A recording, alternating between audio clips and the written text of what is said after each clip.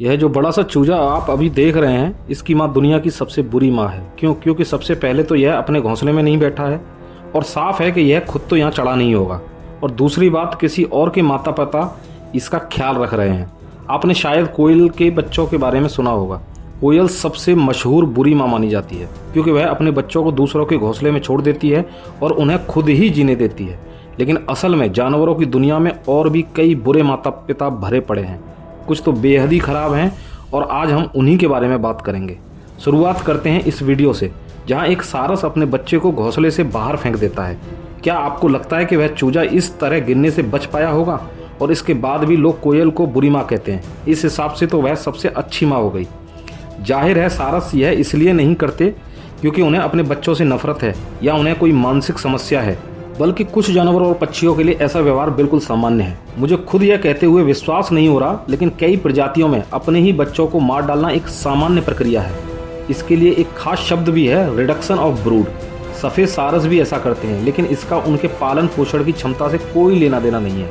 यह तो बस एक प्राकृतिक चयन है। जब माता पिता महसूस करते हैं कि उनके पास अपने सभी बच्चों को खिलाने के लिए पर्याप्त संसाधन नहीं है, तो वे एक या दो बच्चों से छुटकारा पा लेते हैं। कभी कभी वे सबसे कमज़ोर बच्चे को चुनते हैं, लेकिन कभी कभी यह सब बस अचानक से हो जाए। कुछ भी व्यक्तिगत नहीं है, बस जीवित रहने की प्रवृत्ति है। और अब इन तस्वीरों को देखिए। मैं आपको चेतावनी देता हूँ, ये आपको परेशान कर सकती हैं। यह कहानी 2015 में हवाई के गे नेशनल पार्क में घटी, और जिसने भी सुनी वह हैरान रह गया। छोटा दरियाई घोड़ा सिर्फ 2 दिन का था जब उसकी माँ ने उसे झुंड से मिलवाने की कोशिश की, या यूं कहूँ कि मिलाने की कोशिश की। सब कुछ बुरी तरह गड़बड़ा गया। कुछ वयस्क दरियाई घोड़ों ने उस छोटे से बच्चे पर हमला कर दिया और उसे मार डाला। उसे सचमुच टुकड़े टुकड़े कर दिया। माँ ने उसे बचाने की कोशिश की, लेकिन वह नाकाम रही। मगरमच्छ ने उस बच्चे के अवशेष खा लिए। ईमानदारी से कहूँ तो पूरी घटना क्रूर वन्य जीवन की कहावत का जीता जागता उदाहरण लगती है। लेकिन ज़्यादातर मामलों की तरह सारस की तरह ही वयस्क जानवरों के पास ऐसा करने की वजह होती है। सबसे संभव कारण अधिक जनसंख्या है। दरियाई घोड़ों का एक सामान्य झुंड 10 से 15 जानवरों का होता है, तो कह सकते हैं कि शायद उस बच्चे के लिए बस जगह नहीं थी। लेकिन यह सिर्फ एक थ्योरी है। दरियाई घोड़े क्यों अपने बच्चों की हत्या कर देते हैं, इसका कारण अब भी पूरी तरह से अज्ञात है, क्योंकि इन आक्रामक प्राणियों का अध्ययन करना बेहद कठिन है। ये असली किलिंग मशीनें हैं।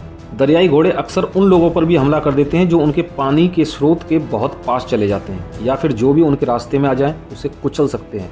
आप जानते हैं, ऐसे हालात में रिसर्च करना बहुत मुश्किल होता है, और अगर लोग उस छोटे बच्चे को बचाना भी चाहते तो भी वे ऐसा कर नहीं पाते। कोई भी गुस्साए हुए दरियाई घोड़े का सामना नहीं कर सकता। हालांकि जैसा कि मैंने कहा, ऐसा व्यवहार कई जानवरों में आम है। यहाँ तक कि शेर जैसे उद्वात जानवर भी अपवाद नहीं है। जब भी किसी झुंड में नया नर आता है, वह पिछले नर के बच्चों को मार डालता है, फिर चाहे वे बच्चे माँ का दूध पीने वाले ही क्यों न हों। असल में ज़्यादातर स्तनधारी मादाओं में बच्चों को दूध पिलाते समय वे गर्भवती नहीं हो सकती। छोटे शेरों को मारकर नर अपने ही बच्चों की कल्पना की पल को जल्दी लाना चाहता है। कुछ भी व्यक्तिगत नहीं, बस प्रकृति का नियम है। लेकिन यह सब सूअर के व्यवहार के आगे कुछ भी नहीं है। यहाँ असली खौफनाक और हद से ज़्यादा भयानक चीज़ें शुरू होती हैं। कभी कभी सूअरों में आक्रामकता के दौरे पड़ते हैं और वे अपने ही साथियों को काट लेते हैं। उदाहरण के लिए क्योंकि वे बीमार होते हैं, या वहाँ बहुत भीड़ होती है, या असल में वैज्ञानिक भी पूरी तरह से कारण नहीं जानते। बहुत सारे फैक्टर्स और रिसर्च कम है। लेकिन बड़ों के खिलाफ हिंसा और बात है, और छोटे बच्चों के खिलाफ हिंसा कुछ और। कभी कभी मादा सूअर अपने बच्चों को जन्म देते ही खा जाती है। यह व्यवहार संबंधी विकार बहुत दर्दनाक और कठिन प्रसव या बहुत खराब माहौल की वजह से हो सकता है। कभी कभी आक्रामकता सिर्फ काटने तक सीमित रहती है, लेकिन माँ अपने नवजात बच्चों को मार भी सकती है और उसे जरा भी अफसोस नहीं होगा। एक थ्योरी के मुताबिक यह संतान की रक्षा की प्रवृत्ति का उल्लंघन हो सकता है, यानी वह अचानक अपने ही बच्चों को खतरनाक या अनचाहे मेहमान के रूप में देखने लगती है, या शायद वह बस खाना चाहती है। एक जानवर जो अपने नवजात बच्चों को भी खा सकता है, उसके व्यवहार का कारण समझाने की जरूरत नहीं पड़ती। हालांकि लोग निश्चित रूप से ऐसा होने से रोकने की कोशिश करते हैं। प्रसव के बाद सेडेटिव दवाइयाँ मदद करती दिखती हैं, लेकिन कई मामलों में बस माँ की आक्रामकता कुछ समय के लिए टल सकती है। इसके अलावा अपने बच्चों को नुकसान पहुंचाने की प्रवृत्ति ज़्यादातर विरासत में ही मिलती है, और हिंसक व्यवहार से बचने के लिए लोग कुछ सूअरों का प्रजनन भी रोक देते हैं। लेकिन जैसा कि मैंने कहा, मातृत्व नर बच्चड़ के कई कारण हैं। अंदाज लगाना असंभव है कि अगली बार कौन सा कारण होगा। अब चलिए सूअर की डरावनी कहानी छोड़कर वापस चलते हैं उस कोयल के बच्चे पर जिसके बारे में शुरू में बात की। यह पक्षियों के व्यवहार का एक बहुत ही दिलचस्प मॉडल है, लेकिन यूनिक नहीं है। उन्हें काफ़ी देखभाल करने वाले माता पिता भी कहा जा सकता है। वे अपने बच्चों को ताज़ा मांस खिलाते हैं, ठंड गर्मी और शिकारी से बचाते हैं। वे सारस की तरह किसी को घोंसले से बाहर भी नहीं फेंकते, लेकिन इसका कारण यह नहीं है कि वे कुछ और बच्चों की देखभाल करने को तैयार हैं। उनके बच्चे ही उनके लिए यह गंदा काम कर देते हैं। सबसे बड़ा बच्चा अपने भाई बहनों के प्रति आक्रामक हो सकता है और उसके प्रभुत्व की कोशिशें किसी अन्य बच्चे की मौत का कारण भी बन सकती है। क्या आप जानते हैं माता पिता क्या करेंगे? कुछ भी नहीं करेंगे। सबसे मजबूत बच्चा जिंदा रहेगा और यह माता पिता के लिए ही अच्छा है। कम खाना जुटाना पड़ेगा, बचा हुआ समय खुद के लिए खर्च कर सकते हैं। लेकिन रुकिए, बात सिर्फ ईगल्स की नहीं है। मैं लगभग भूल ही गया कि सबसे बदनाम बुरे माता पिता में से एक उदाहरण पांडा भी है। पांडा प्यारे, मज़ेदार और लगभग विलुप्त हैं और इसके कई कारण हैं, लेकिन सबसे बड़ा कारण मैं कहूँगा अपने ही बच्चों की घिनौनी देखभाल। पांडा बहुत ज़्यादा बच्चे पैदा करने के इच्छुक नहीं होते, लेकिन जब ऐसा होता है तो अक्सर जुड़वा बच्चे होते हैं और फिर एक युवा माँ को यह चुनना पड़ता है कि किस बच्चे को दूध पिलाना है और किसे मरने के लिए छोड़ना है। जी हाँ, आपने बिल्कुल सही सुना। ज़्यादातर बार बचने का मौका पहले बच्चे को मिलता है। पांडा के नवजात बच्चे अंधे, पूरी तरह असहाय होते हैं और उनका वजन अपनी माँ के वजन से लगभग 900वां हिस्सा होता है। माँ को बच्चे को मजबूती से पकड़ना पड़ता है ताकि उसका शरीर गर्म रहे और उसे सीने से लगाकर दूध पिला सके।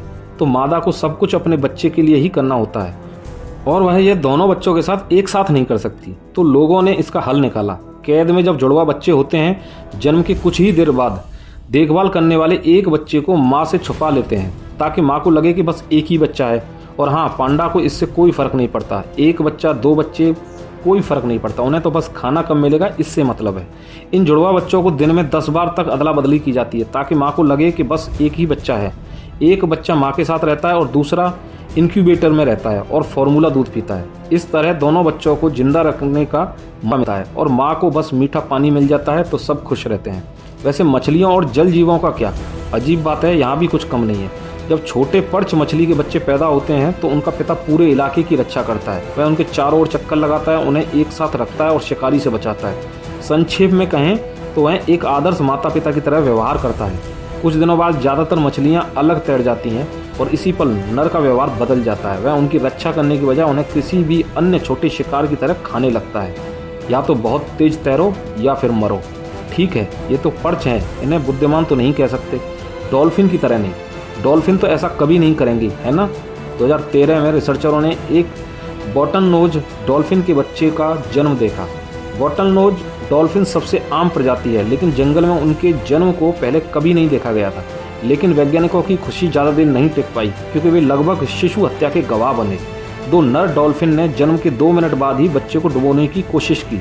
हर बार जब वे बच्चे को गहरे ले जाते, माँ उसे पानी के ऊपर उठाकर सांस दिलाती, लेकिन वो नर लगातार बच्चे को नीचे धकेलते रहे आधे घंटे तक। और जब डुबोने की कोशिश बंद हुई तो भी वे नर अगले 2.5 घंटे तक वहीं रहे। माँ और बच्चे के दोनों ओर रहते हुए आक्रामक आवाज़ें निकालते रहे, यानी वे उन्हें डरा और धमका रहे थे। डॉल्फिन में ऐसे हमले दुर्लभ हैं। लगता है कि यह पहले से तय था। वैज्ञानिक मानते हैं कि नर शेरों की तरह नर डॉल्फिन भी प्रजनन के लिए बच्चों की हत्या करते हैं। अगर मादा डॉल्फिन को बच्चों को दूध पिलाना है तो वह कई सालों तक माँ नहीं बन सकती, लेकिन अगर बच्चा जल्दी मर जाए तो वह कुछ ही महीनों में फिर से गर्भवती हो सकती है। लेकिन क्या कहूँ, उन्हें ऐसा नहीं करना चाहिए था। जितनी दिलचस्प बातें मैं अपनी धरती के बारे में सीखता हूँ, उतनी यह मुझे और अजीब लगती हैं। आपको हमारा वीडियो कैसा लगा ये कमेंट सेक्शन में ज़रूर बताएं और सब्सक्राइब करना न भूलें।